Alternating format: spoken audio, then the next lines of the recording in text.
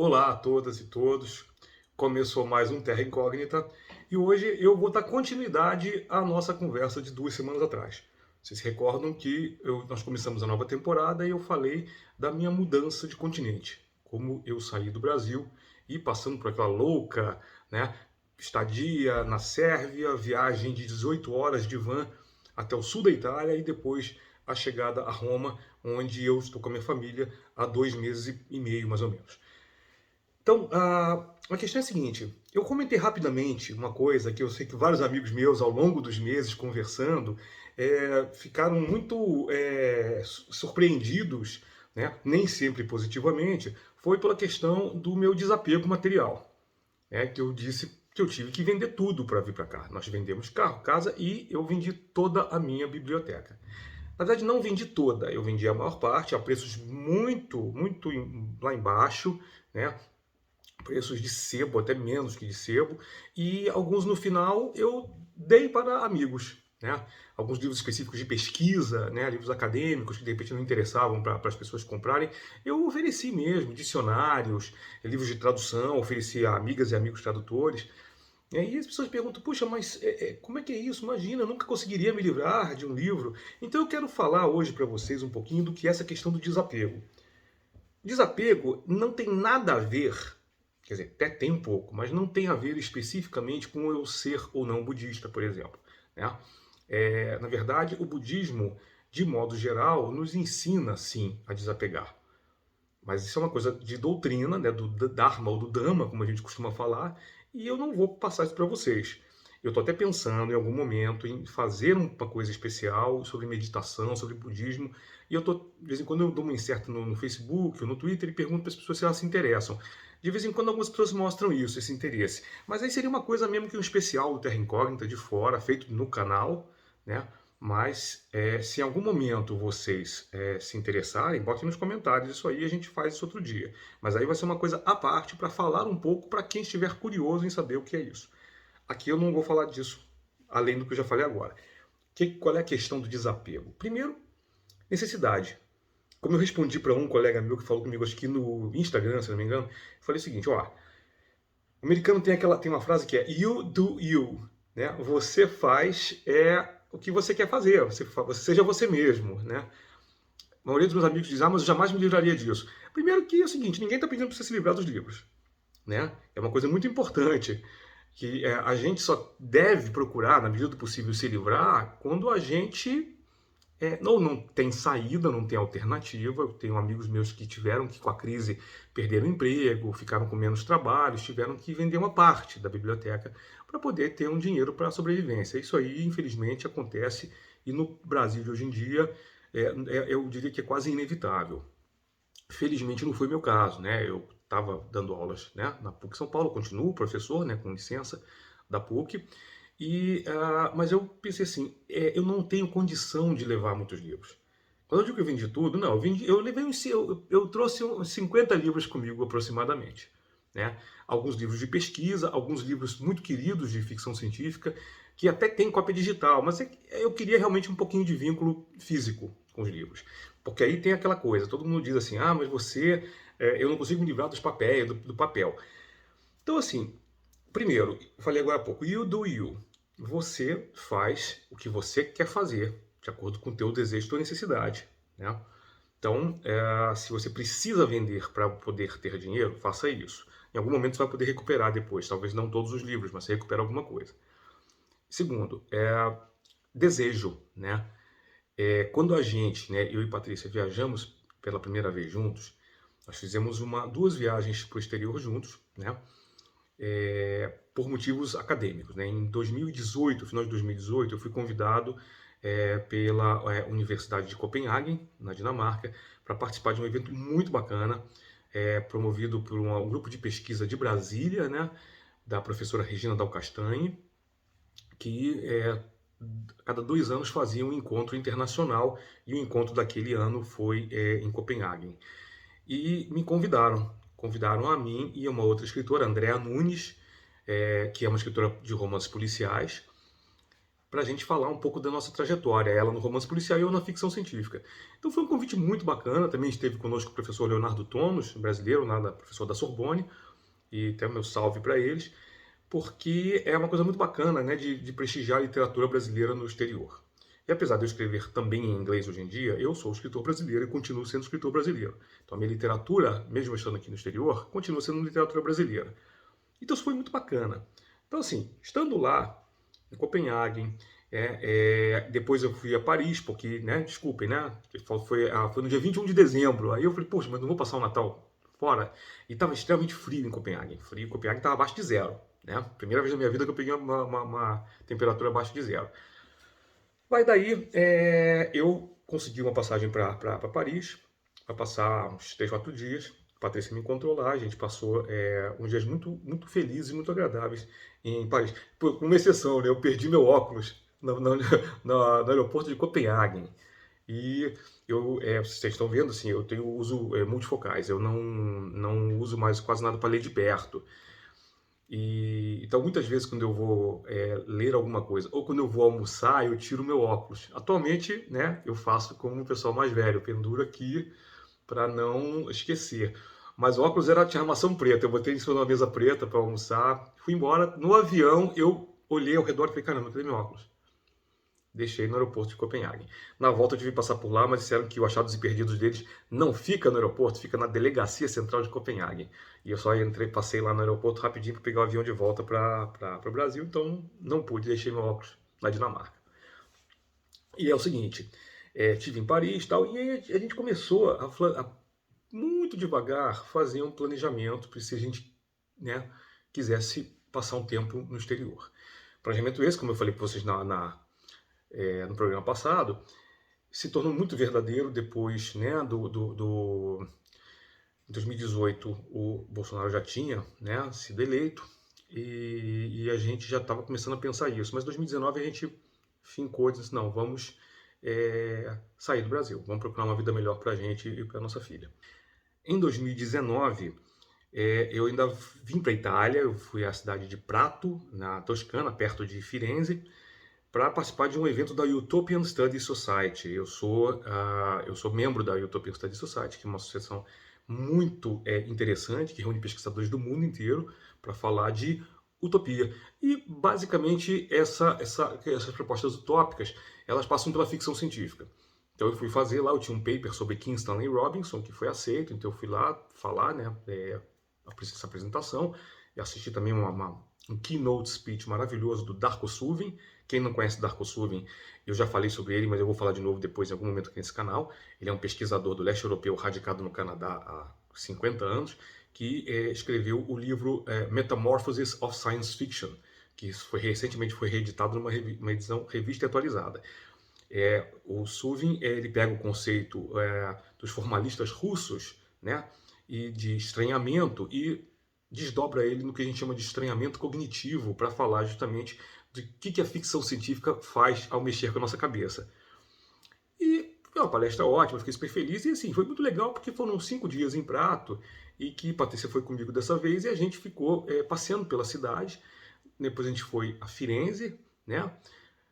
Fomos a Lucca também, que é terra do avô dela, e foi aí que a coisa ficou mais forte na nossa cabeça de se pudermos vir para a Europa, vamos morar na Itália.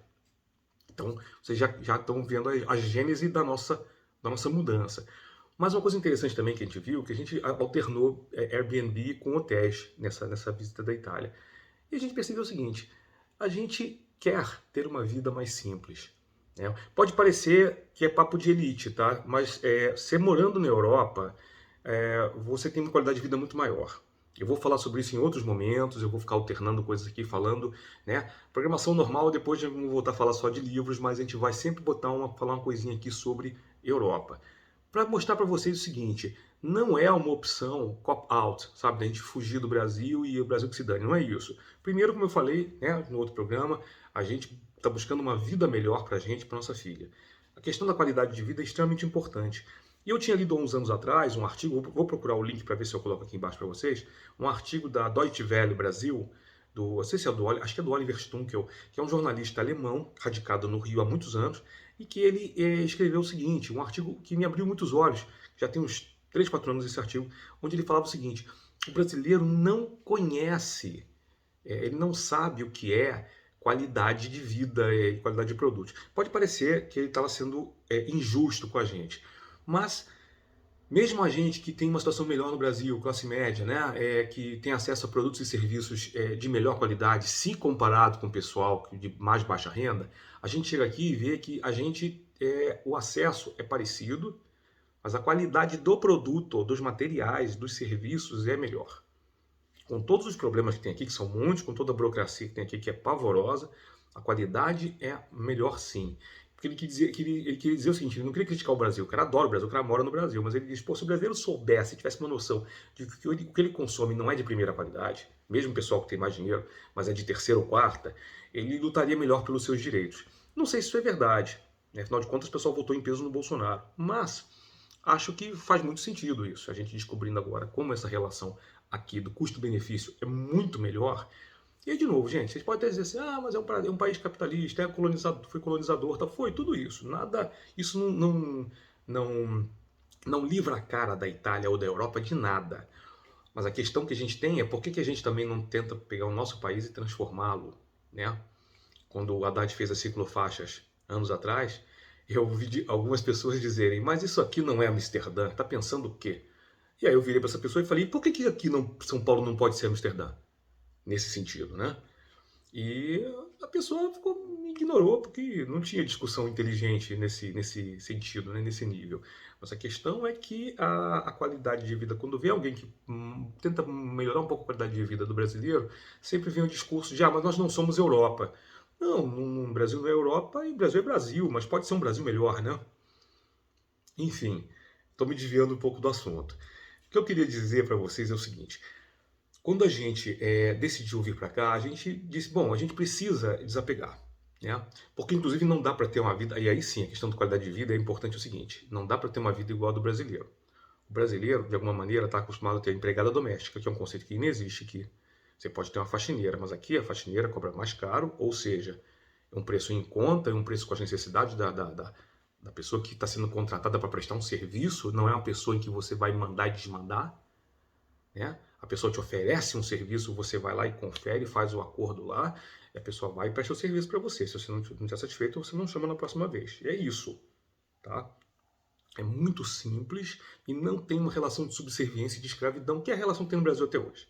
O Brasil é um país até hoje que não se livrou do elevador de serviço para empregada, não se livrou do conceito de empregada, que quase todas são negras e pobres. Então o Brasil ainda é um país escravocrata. Vamos aceitar isso, porque não tem como contra-argumentar. O Brasil é um país escravocrata e a gente tem que aprender com quem, inclusive, ajudou a criar esse conceito, mas que rapidamente se desfez dele, né? Então precisamos aprender isso e trabalhar de maneira diferente. Já ouvi de muita gente a crítica, principalmente a mulher branca brasileira que vai para a Europa e fica e reclama porque não tem empregado, reclama disso, reclama daquilo. Bom, então vocês já me conhecem. Eu e Patrícia não somos assim, a gente veio para cá realmente para ter uma qualidade de vida, não no sentido brasileiro, né? A gente faz a nossa faxina aqui, pelo menos 2 vezes por semana, né? Eu lavo privada, não tenho nenhum problema com isso, eu lavo a louça, Patrícia cozinha, a gente toma conta da nossa filha e vamos à luta. E a gente arruma tempo para trabalhar nesse meio tempo, né? Então, isso para mim me dá um prazer de fazer, porque eu estou buscando uma independência que aí se traduz no desapego, inclusive, dos livros. Por quê? É bacana ter uma estante cheia de livros? Vocês, por exemplo, não estão vendo aqui tudo que branca, clean, bacaninha, não tem estante. Né? Não tem. Quer dizer, tem uma estante aqui, não dá para mostrar para vocês hoje, depois eu mostro para vocês aqui rapidamente, é uma estante pequena, que basicamente seria quase uma estante acho que de sapatos, mas ela tem uma profundidade legal e a gente guarda sapatos, a gente guarda remédio e tal, e na prateleira de cima a gente tem eu tenho alguns livros, né? E na sala também, onde já gravei um outro programa, aí eu tenho uma prateleirazinha também que tem alguns livros empilhados, muitos livros que eu comprei aqui, já livros de sebo, né, que tem muito sebo. Eu já comprei uns pockets, e tudo em italiano, né? Treinar meu italiano. Muitos livros traduzidos, ficção científica, policial. Vou falar disso também depois em outro programa aqui. Comprei esses livros todos para dar uma. Tem aqui nessa estante aqui, depois eu mostro para vocês outra hora. outro programa, é os livros que eu trouxe do Brasil. Eu falei alguns livros acadêmicos, alguns livros em que eu apareço, livros meus, livros tem contos meus, né? Afinal de contas. Aí é a coisa para me lembrar porque que eu estou aqui também. Eu também estou aqui para escrever, também estou aqui para ser um escritor aqui, né? E então tem isso. Isso passa muito por, primeiro, a gente saber o que a gente quer e ter a necessidade. Eu não poderia trazer caixas e caixas de livros. Aí sim seria uma coisa de, não vou nem dizer de brasileiro que precisa de empregada doméstica, é de britânico do Império, né, da Rainha Vitória. É o Richard Francis Burton, um grande explorador, que eu sou fã pra caramba dele, da biografia dele. Porém, ele é um cara que quando ele ia para uma expedição para o Nilo, por exemplo, é aquela coisa do britânico típico, né? Levar não os escravos, mas os trabalhadores muito mal pagos, levando mesa e cadeira para eles jantarem, levando várias coisas que eles não podiam ficar sem, né? Aí é como um filme antigo com William Hurt chamado O Turista Acidental, que é o cara que tinha que viajar e ele escrevia guias de viagem para aquelas pessoas chatas que querem ir por cidades que tenham tudo que tem na cidade natal delas para que elas não passem aperto, né? É engraçado que quando eu vi esse filme, alguns anos antes eu tinha trabalhado, né? Eu estava saindo da faculdade, eu trabalhei na Rio Tour um tempo fazendo turismo emissivo receptivo.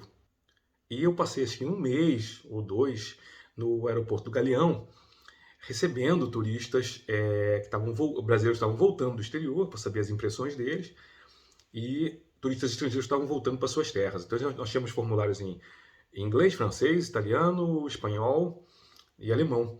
E a gente procurava, na medida do possível, abordar a maior parte de turistas desses países, ou que falasse esses idiomas, para a gente poder perguntar para eles. E era muito engraçado. Não esqueço nunca de uma senhorinha já bem idosa, de seus mais de 70 anos, que disse, não, o país é muito bonito, mas ele é muito ruim em várias coisas. Aqui não tem Diet Coke. Isso foi na década de 80 para 90, tá, gente? Diet Coke veio logo depois, mas não tinha mesmo no Brasil. E é isso, a velhinha ela queria o conforto de ter a bebida preferida dela e ela não, sabe, tipo, eu não perguntei, porque não era minha função, mas assim, não tomou um Guaraná não, minha senhora, para dar uma alternada aí? Não era obrigada, claro, né? Agora o país tem Diet Coke, tem Coca Zero, etc, etc. Mas fica aquele negócio, a pessoa só quer aquilo que ela já tem. E não era o meu caso aqui. Aqui a gente veio para cá, inclusive para descobrir coisas novas, né? Quando a gente esteve na outra vez aqui, fomos a Firenze, nós fomos em todos os museus que a gente pôde. Pôde na Galeria Uffizi, por exemplo, que é uma das coisas mais bonitas que eu já vi na minha vida. Nós pudemos ver o Domo, né? O Duomo de Firenze, né? Construído ainda antes do Brasil ser achado, né? 1400 e pouco por Brunelleschi. Então vejam a dimensão histórica e voltar para um país onde todas essas coisas históricas que tinham, a maioria das construções foram demolidas para dar lugar para o progresso, que é um conceito muito elástico e muito, hoje em dia eu acho muito problemático. Eu acho que o progresso é importante, mas acho que hoje em dia é uma coisa que a maioria dos países, né, não digo o Brasil, mas a maioria dos países acredita que desde que não atrapalhe a qualidade de vida das pessoas e do ecossistema. Então, a gente se preocupa, né, com essas coisas. Eu trouxe o mínimo de livros, quer dizer, o máximo que eu podia para entrar no caber numa mala e não ter mais nenhum problema. Já sabendo, inclusive, nós temos aqui o Yala Planejamento para, quando a gente tiver que se mudar daqui de novo para um outro lugar, também ir com o mesmo número de livros. Se eu estou com o triplo, eu vou pegar essa quantidade de excedente e vou doar para a biblioteca, eu vou vender, passar adiante para algum amigo, né? Eu já encontrei com umas pessoas aqui da Itália mesmo e de Portugal que vieram para cá e a gente bateu altos papos, tal, o pessoal da comunidade de ficção científica, né? Então, eu já estou fazendo contatos aqui bem, bem legais, bacanas. E sem contar que a partir do ano que vem eu vou estar com meus documentos todos já acertados de cidadão e tal, e eu vou poder viajar para fora da Itália, que inclusive, para participar de congressos, de convenções de ficção científica, né? Tem a EasterCon britânica, por exemplo, que eu estou muito afim de participar, que é em abril do ano que vem, e Eurocon, que é em julho, né? Tem uma série de convenções aqui bem bacanas que acontecem na Europa e que são lugares que agora que eles estão voltando a abrir fisicamente, né? Então, é interessante participar também. E nesses lugares, não se engane, você compra muito livro. Você tem um amigo teu que vai vai dar tarde de autógrafos. Pô, aí você vai lá e pega o livro do cara. Tem banquinhas de sebo que você compra 50 centavos de euro, 1 euro, um pocket, às vezes até considerado raro. Aí você vai lá e compra. Aí você volta com uma sacola de livro, que eu sempre que eu viajo nesses lugares, eu volto com sacola de livro, 1 ou 2 sacolas de livros. Então não tem jeito. Então vocês já viram que essa é uma questão que faz com que a gente acumule muito. E quando eu falo de desapego, eu penso muito no seguinte: eu não me livro nunca do meu conhecimento. Eu acho que o mais importante, gente, é ficar atento ao nosso conhecimento. Outro dia vi uma pessoa no Twitter discutir, dizendo: comprei um livro estrangeiro outro dia, fiquei irritado porque o livro chegou, papel jornal. Deve ser algum pocket, né? Ou então alguns paperbacks britânicos que não são acid free e o papel tem qualidade inferior mesmo. Tá, às vezes é ruim, sim, tem livros que ficam com você alguns anos e desamarelam, então não é legal. Mas, por outro lado, essas reclamações tão repetidas a respeito disso pelo brasileiro passam por uma coisa muito difícil de entender para mim. E até gostaria que quem tivesse uma explicação para dar, quiser falar um pouco sobre isso, porque os comentários aqui fiquem à vontade. E que é o seguinte: entendo que as editoras estão lançando livros de capa dura, coloridos, bonitos, agora são duas coisas que até hoje não se resolveram direito. Qualidade de tradução, que ainda está muito irregular no mercado brasileiro. Tá? Conheço várias traduções que saem, quando sempre sai uma tradução, eu geralmente vou na livraria, dou uma folhada, e o que eu vejo é 50-50, tá? Traduções muito boas para um lado, traduções muito fracas de outro.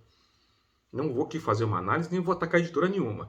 Eu acho que é um processo cultural brasileiro que existe há décadas, e não é culpa especificamente de nenhuma editora. Mas paga-se mal o tradutor? Hoje em dia tem 2 ou 3 editoras que pagam bem. Entendo também que tem editoras que não podem pagar direito ao tradutor, mas também estou percebendo que tem muita gente agora fazendo crowdfunding para lançar livros. Então é muito bacana, acho que no crowdfunding pode-se colocar um valor de tradução alto, né? Adequado, justo para o tradutor, jogar no bolo do crowdfunding quando for um lançamento assim. Não sei se as editoras estão fazendo isso, talvez já estejam fazendo isso, se tiver, que bom.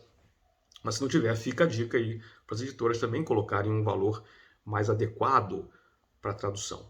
Né? Afinal de contas, sem o tradutor, vocês não leem o livro estrangeiro em português. O tradutor é alguém que é um coautor da obra, quer que vocês queiram, quer não, quer as editoras queiram, quer não. É uma coisa difícil, polêmica, e eu não vou entrar em conflito com ninguém, mas é um fato. Vocês têm uma preocupação real com a qualidade do livro que vocês estão lendo? Com a informação? E aí eu falei de tradução, mas agora também é o seguinte: vocês gravam a história do livro? Porque assim, eu com a minha idade, com 55, eu percebo que eu estou tendo que reler muito, porque tem livros que eu adoro, que eu amo, quando eu vou folhear de novo, mas essa história aqui não é bem a história que eu li. Porque a memória falha, né? A gente guarda uns highlights, né? Guarda uns pontos fundamentais do livro, mas não lembra de todas as cenas. Normal. E eu estou me pegando agora, de repente eu posso fazer um programa sobre isso também, mais adiante, como é gostoso reler livros. Eu gosto. Eu estou gostando cada vez mais de reler livros. Tem gente que diz assim: mas eu não posso porque tem muitos livros no mundo e eu quero ler o máximo que eu puder. Eu também. Só que eu já cheguei num momento da minha vida em que eu acho que reler é tão importante quanto ler. Como pesquisador acadêmico, eu releio. Como resenhista, às vezes, né, eventual, de uma publicação ou outra, às vezes eu releio um livro para fazer um texto melhor tal. E às vezes para escrever uma história, eu percebo assim: puxa, eu estou me inspirando muito num tal autor cujo livro eu gosto muito. Então eu vou lá reler aquele livro para pegar o feeling, né, desse autor, para poder me inspirar melhor para fazer o meu trabalho. Então eu gosto muito de releitura hoje em dia. E eu entendo o seguinte: é importante que a gente aprecie o livro pelo que ele é no seu interior. E aí, nesse sentido, eu sou radical. Eu acho o seguinte: se tiver que escolher, tem 2 edições do livro, uma edição vagabunda e uma edição muito bonita, né, do mesmo idioma, ou em inglês ou então em português. Bom, eu vou comprar a que tiver mais acessível. Se eu tiver uma edição capa dura, $50, e uma edição mass market a R$9,99, vou comprar por R$9,99.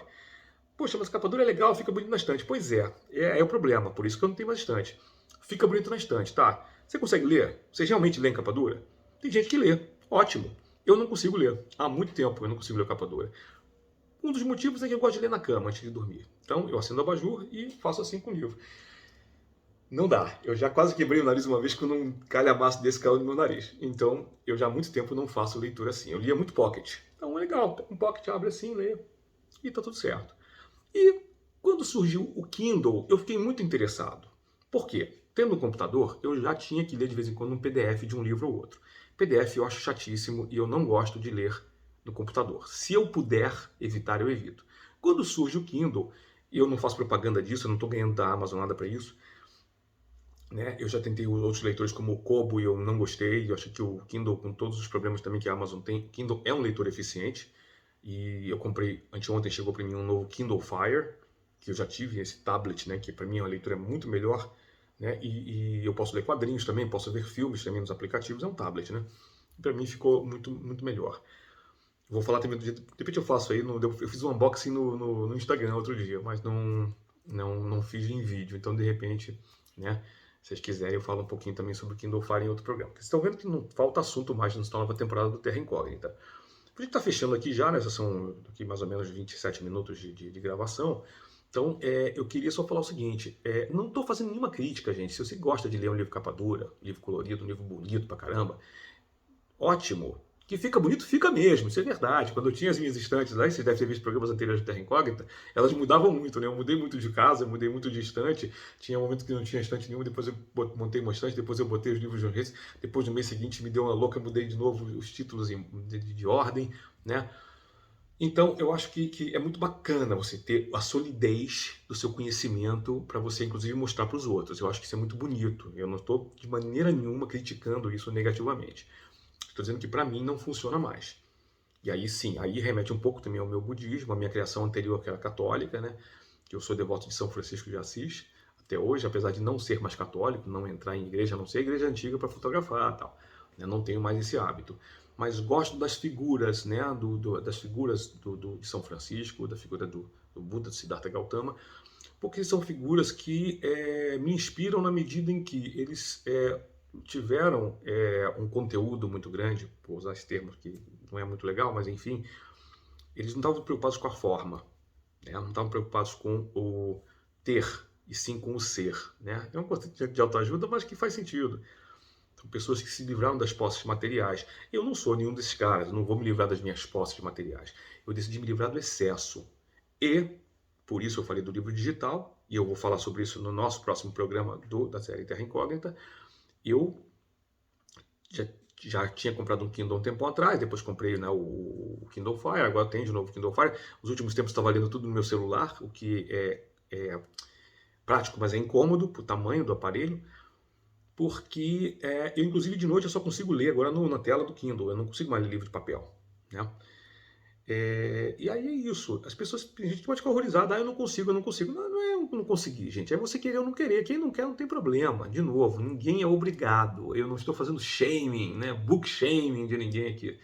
A questão é dizer o seguinte: eu optei por isso. E eu estou muito mais feliz e muito mais leve.